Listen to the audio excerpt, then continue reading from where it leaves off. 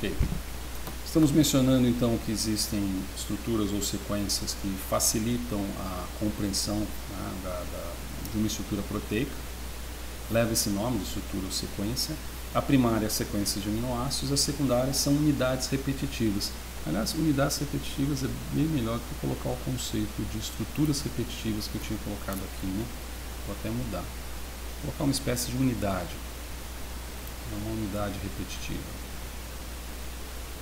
Porque senão confunde estrutura com estrutura, né? Unidades repetitivas em proteínas. Bem? Beleza. A gente consegue estudar um pouco mais intimamente essas estruturas e tem umas mídias para isso, como por exemplo a alfa-hélice, certo? Essas mídias ficam disponíveis para vocês. Então veja como é que é a estrutura de uma alfa-hélice, né?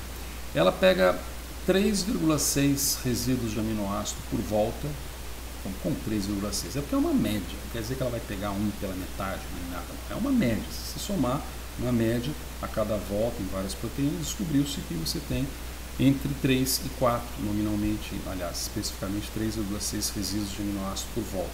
E que o passo, que é essa distânciazinha aqui, ó, essa distânciazinha aqui, ela é de 0,54 nanômetros, tá?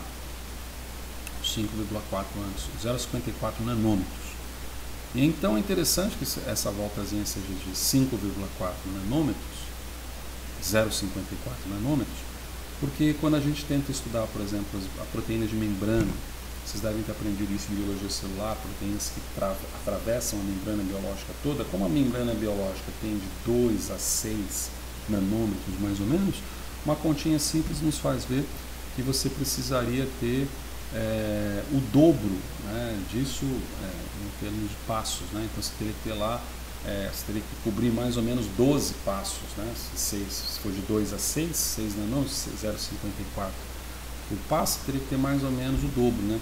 Então você teria que ter 12 passos, quer dizer, vezes 3,6, você teria que ter mais ou menos uns 40 e poucos aminoácidos para fazerem perfurarem a membrana biológica como um todo. Isso é uma membrana mais grossinha, né? 6 nanômetros, tá certo? Aqui ilustra bem algumas informações, essa mídia ilustra satisfatoriamente algumas informações, 5,4 anos sobre 0,54 nanômetros. E da mesma maneira, a gente tem isso para a folha beta, tá? Uma outra mídiazinha rápida também que mostra para vocês dois, inclusive, subtipos muito importantes das folhas beta. Você tem as folhas beta antiparalelas e as folhas betas paralelas. Isso tem a ver com o sentido, tá? Se eu estou caminhando, eu não sei nem como é que eu desenho isso, mas vou tentar fazer.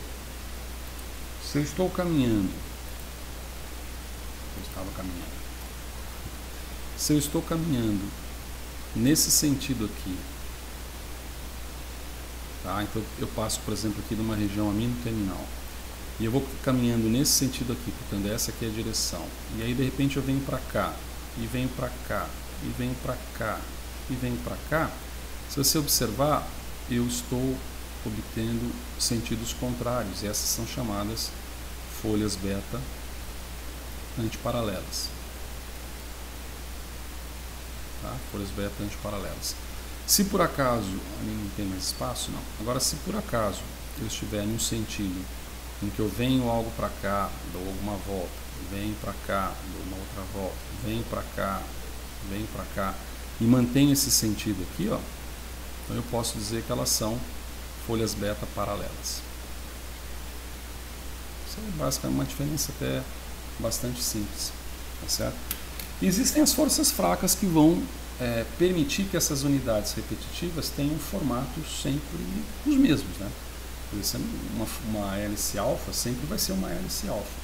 E isso, como eu disse, tem a ver com a interação dos resíduos de aminoácido entre si e com o solvente. E isso pode ser, de certa maneira, avaliado até por essa estrutura aqui. Por exemplo, se a gente pegar uma proteína menorzinha, deixa eu pegar aquela menorzinha, e eu clicar, vamos ver se a gente consegue fazer isso. Se eu clicar, aqui tem uma hélice, aqui tem uma hélice, né? Tá. Se eu clicar aqui, ele vai me dar uma alanina 3. E se eu clicar aqui, ele vai me dar uma arginina 13. E se eu pedir para ele restringir 3 a 13, Vamos ver o que ele faz. Ali, ó, eu ganhei uma hélice somente para eu poder estudar aqui essa hélice, tá certo? Posso centralizar, se não me engano o comando era esse, porque ele está centralizando a estrutura. Então eu dou aqui um zoom 0, pronto. Aí eu centralizei somente a hélice na estrutura. Olha que bacaninho o jeitão dela, né? Se eu permitir agora um cálculo de ligações de hidrogênio, veja como aparece agora as ligações de hidrogênio. Que bacaninho, olha só. Vou dar uma cor para ela. E, se não me engano, vou colocar aqui yellow, tá? Então, só para distinguir um pouco a estrutura, veja que você tem as ligações de hidrogênio entre os passos, né, nos resíduos dos passos. E se a gente observar aqui por dentro, ó, você vê que não existem propriamente ligações de hidrogênio, até às vezes há, mas você não vê tantas ligações de hidrogênio cruzando a estrutura internamente. Então, essa é uma das formas que mantém, vamos dizer assim, a força fraca principal, das principais, vamos dizer das principais, que mantém essa estrutura como sendo dessa forma aqui, tá certo? Tem um comando, agora eu esqueci, que você muda o direcionamento, se é para a cadeia lateral ou se é para o esqueleto carbônico, set H-bonds, backbones, set H-bonds, chain, agora side chain, estamos vendo o comando esse, tá?